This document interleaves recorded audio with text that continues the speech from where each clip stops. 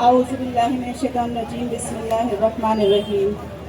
Stage पर बैठे हमारे खुसूसी मेहमान, हैदराबाद से आए मेरे सभी भाई और मेरी पर्दा नशीन बहनों और मेरे भाइयों और मेरे बुज़ुर्गों, आप सबको मैं सलाम पेश करती हूँ।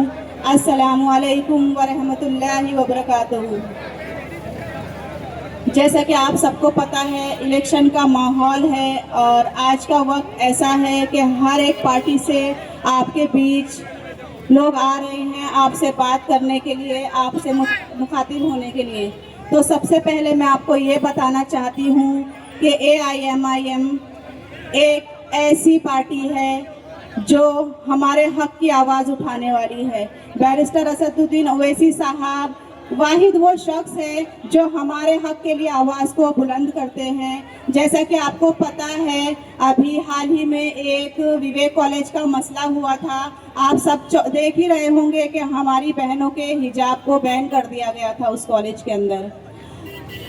मैं ये आपको बताना चाहती हूँ कि MIM पार्टी मजलिस से जुड़ने के बाद हमारे अंदर वो ताकत आती है कि हमें मालूम पड़ता है कि हमें अपने हक की आवाज़ को कैसे उठाना है, हमें अपने हक के लिए कैसे लड़ना है और हमारा अगर कोई हक छीनता है तो हमें उससे अपने हक को कैसे छीनना है।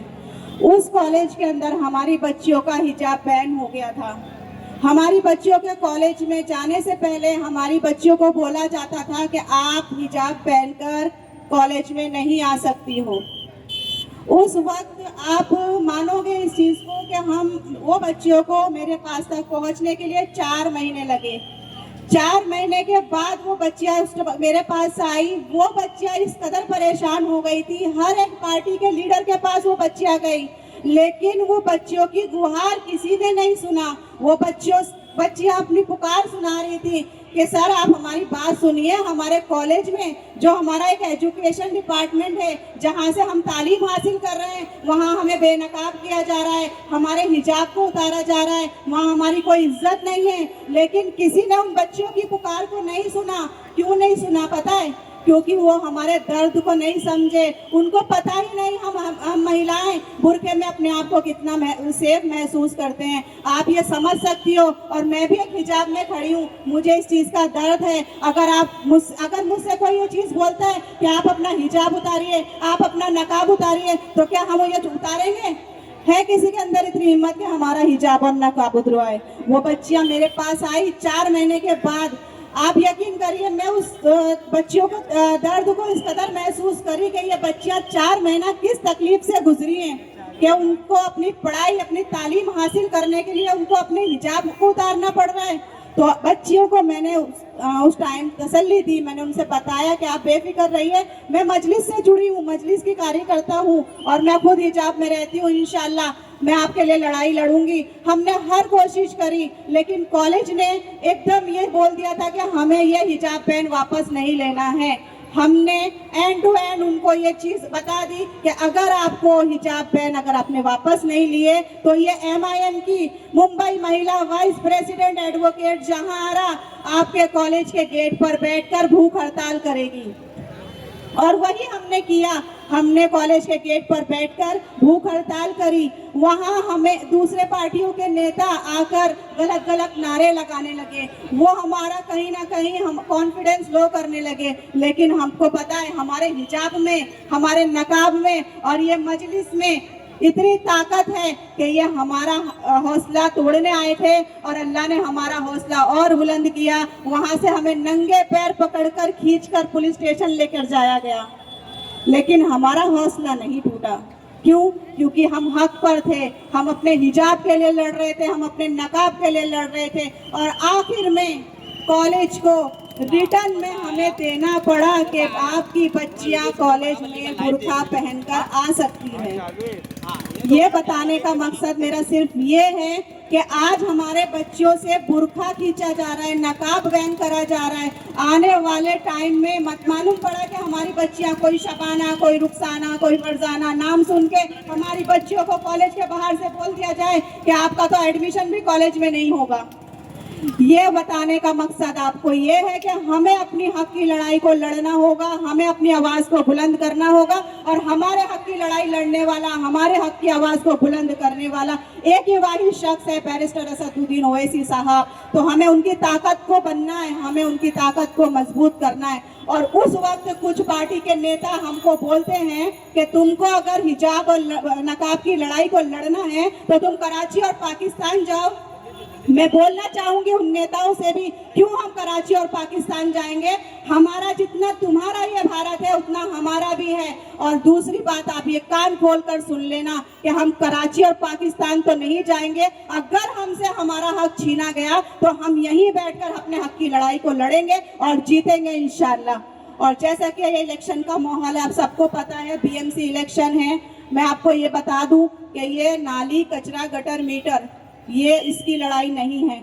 हर कॉरपोरेटर को ये पता है कि उनको नाली, कचरा, गटर, मीटर, अपनी बस्ती की साफ सफाई यही करना है। सबसे पहले तो मैं ये बता दूं कि ये चीज़ होती नहीं है, बल्कि हमारे एजुकेशन को, बच्चों को पीछे छोड़ा जा रहा है। एजुकेशन पे ध्यान नहीं दिया जाता, हमारे नकाब को बीच में लाया जाता है, हमारे हिजाब को बीच में लाया जाता है, हमारे मस्जिद के भोंगों को बीच में लाया जाता है। जो मुद्दा है उसको पर बात नहीं होती, सिर्फ हमारे मुसलमानों की हिजाब, नकाब, अजान, नमाज पर बात होती है। तो मैं बोलना चाहूंगी अपनी बहनों से, अपने भाइयों से कि हमको एक होना है और हमको अपनी ताकत दिखाना है। हमको देखना है कि हमारे लिए कौन बोल रहा है, हमको देखना है। और अपना वोट डालने के टाइम हमको ये देखना है कि हमारे हक की आवाज को जो बुलंद करता है, एनआरसी पे कौन बोलता है, सीए पे कौन बोलता है, वक्फ बिल पे कौन बोलता है, हमें अपना वो, हमारे वोट का हकदार भी वही है।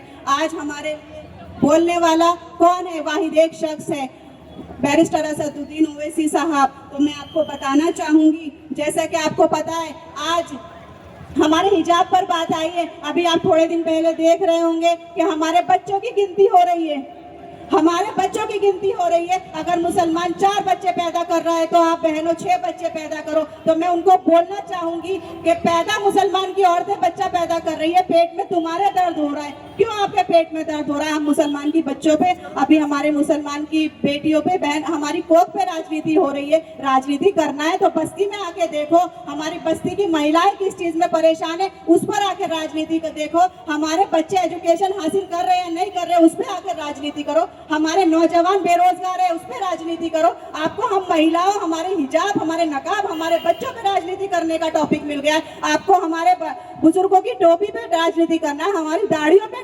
राजनीति करना है, हमारी मस्जिदों पे राजनीति करना है। तो मैं आप सबको, मेरी बहनों से, मेरे भाइयों से रिक्वेस्ट करूंगी। और जैसा कि अभी मैं यहाँ बैठी थी, मैंने कुछ चीजें सुनी कि इलेक्शन का दौर में यहाँ लिफाफे चल रहे हैं। तो मैं मेरे भाइयों से ये पूछना चाहूंगी कि हम बहन हिजाब में हैं, नकाब में हैं, तो हम मजलिस के अंदर हैं, हम सेफ हैं। अगर हमारा वोट मजलिस को जाता है तो हमको लगता है हम ताकत है, हमारे हिजाब के लिए कोई लड़ सकता है, नकाब के लिए लड़ सकता है। अगर जो भाई लिफाफे की बात करते हैं तो मैं उन भाई से सवाल करूंगी, क्या हम बहनों के हिजाब और नकाब के अब लिफाफे चलेंगे? क्या भाइयों के सामने हम बहनों के हिजाब और नकाब के लिए लिफाफे में इतनी ही कीमत है हम बहनों के हिजाब की और नकाब की कि एक लिफाफे में बिक जाएगी? तो मैं उन भाइयों को भी बोलूंगी कि हम बहनों की हिजाब और नकाब आपकी भी उतना ही फर्ज है जितना कि हम अपने हक की लड़ाई को खुद लड़ेंगे, लेकिन आप भाई भी हमारी ताकत हो, आप भाइयों को हमारी ताकत बनना है। और जैसा कि बीएमसी इलेक्शन है, यहाँ पे मालूम पड़ा है बिल्डर लॉबी चल रही है। तो मैं आप सबको बताऊं, अपनी बस्ती में आप देखिए हमारा काम कौन कर रहा है। और दूसरा, आप वोट डालने के टाइम सबसे पहले ये ध्यान रखेंगे कि जिसको हम वोट दे रहे हैं उस पार्टी का लीडर कौन है। लीडर से मतलब ये है, आज अगर मैंने हिजाब की लड़ाई लड़ी हूँ तो मुझे पता था, जिस टाइम मैं कॉलेज में जाके बैठी हूँ मुझे ये पता था अगर मेरे साथ कुछ गलत होता है तो मेरी पार्टी के लीडर, मेरी पार्टी के आला कमान मुझे सपोर्ट करेंगे और वो मेरे लिए आएंगे। और वैसा ही हुआ, जैसा ही मुझे खींच के लेके जाया गया, मेरे भाई लोग वहाँ, मेरे भाई फारूक शाब्दी साहब वहाँ पहुँचे और उन्होंने उस तरह से उस चीज़ को, उस कंडीशन को, जो वहाँ माहौल बना था, ये इतने प्यार से उसको हैंडल किया और अल्हम्दुलिल्लाह वहाँ से जो हम जीत हासिल करके आए। मेरा बताना और समझाने का मकसद आपको यही है कि आपको ये ध्यान रखना है, अपना एक एक वोट इतना कीमती है, हमारा एक वोट से ही हमारी सरकार बनती है। और जैसा कि आप ये अफवाहें उड़ रही है, क्योंकि आपको पता है बीएमसी इलेक्शन है, हम हिजाब वाली औरतें खड़े हुए हैं, तो हम जैसा बीएमसी में जाएंगे तो हमारा वहाँ मौजूद होना, ये पता है हमें हमारे हक के लिए कौन लड़ रहा है, तो हमारा वहाँ मौजूद होना भी उतना ही ज़रूरी है। तो मैं आप बहनों से ये बोलना चाहूँगी कि जो लोग ये बोल रहे हैं कि हिजाब वाली औरतों को हम बीएमसी में एंट्री नहीं देंगे, दाढ़ी टोपी वालों को हम बीएमसी में एंट्री नहीं देंगे, तो मैं उन लोगों को बोलना चाहूँगी कि उनके हाथ में नहीं है बीएमसी में एंट्री, नगर पालिका में एंट्री कौन देना है कौन नहीं देना है, उनके हाथ में है, ये जनता के हाथ में है। जनता जिसको चाहेगी उसको लेके जाएगी बीएमसी इलेक्शन में, बीएमसी की कुर्सी पे, बीएमसी के जो ऑफिस है उसमें। तो मैं आप सबसे रिक्वेस्ट करूंगी कि ये जो लड़ाई है ये नाली कचरा गटर मीटर की नहीं है, ये लड़ाई हमारे बच्चों के मुस्तकबिल की है, हमारे मुस्तकबिल की है, हमारे नकाब और हिजाब के मुस्तकबिल की है। आज हमारे नकाब खींचे जा रहे हैं, कल आने वाले टाइम पर हमें नहीं पता हमारे साथ क्या होगा। ये इलेक्शन, जो इलेक्शन 5 साल में होता है, जो इलेक्शन 5 साल में होता है, आज वो इलेक्शन 7 साल में हो रहा है। तो आप याद रखो, ये एक मौका मिला है हमें अपनी ताकत को दिखाने का, ये हमारे वजूद की लड़ाई है। और मैं आपसे रिक्वेस्ट करूंगी, आने वाली 15 तारीख को आप सुबह जल्दी उठेंगे। आप मेरी बहनों से मेरी रिक्वेस्ट है, आप ये मत सोचना कि पहले मैं अपने घर का काम करूंगी, पानी भरूंगी, फिर अपने बच्चों को तैयार करूंगी, स्कूल भेजूंगी। नहीं, सबसे पहला काम है आपका, आप सबसे पहले उठेंगे, फजर की नमाज पढ़ेंगे और अपना वोट डाल के आके आप आराम से घर बैठेंगे। क्योंकि एंड टू एंड 5 बजे से पहले कितने वोट हमारी वोटिंग नहीं हो पाती है, कितनी हमारी वोटिंग नहीं हो पाती है, इसलिए क्योंकि हमारी बहनें घर के काम में मसरूफ रहती है, जो सोचती हैं कि हम अपना काम खत्म करने के बाद वोट डालने जाए। तो मेरी आपसे रिक्वेस्ट है, आप अपना काम बाद में करें, एक ही दिन की बात है, आप सबसे पहले नमाज पढ़े, सुबह जल्दी जाए, अपना वोट डाल के और अपना काम करें। मैं आपसे रिक्वेस्ट करूंगी, आने वाली 15 तारीख को पतंग के निशान पर वोट देकर अपनी ताकत को दिखाए, मजलिस को मजबूत करे। अस्सलाम वालेकुम।